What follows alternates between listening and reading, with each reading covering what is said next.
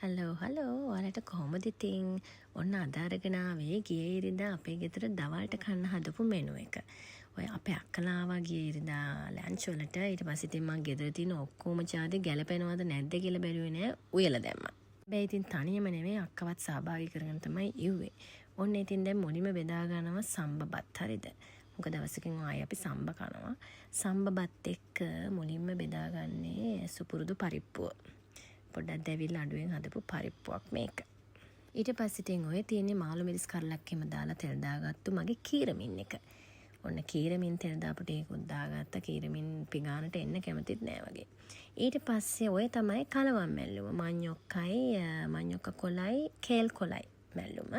දැන් ඔන්න කිරිකොස් ටිකකුත් බෙදාගත්තා.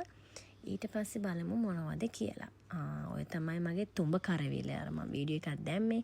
ඒ තමයි අර මස් වගේ උයපු තුඹ කරවිල එක.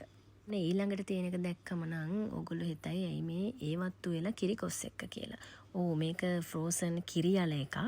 අපේ ගෙදර දැන් ටිකක් දවස් ඉඳන් තියෙනවා. මං හිතුවා ඔන්න උයලා දානවා. මොකද ඒක ටිකක් පරණ වුණාම ඊට පස්සේ ඔක විසි කරන්න වෙනෝනේ.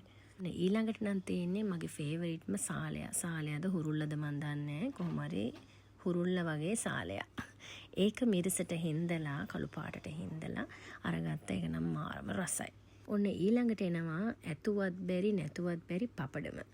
පපඩමක් එක්ක ඉතින් තව දෙයක් තියෙනවනේ නැතුවම බැරි. ඒ තමයි මිරිස් කරල. ඔන්න ඒකත් දාගත්තා උකට.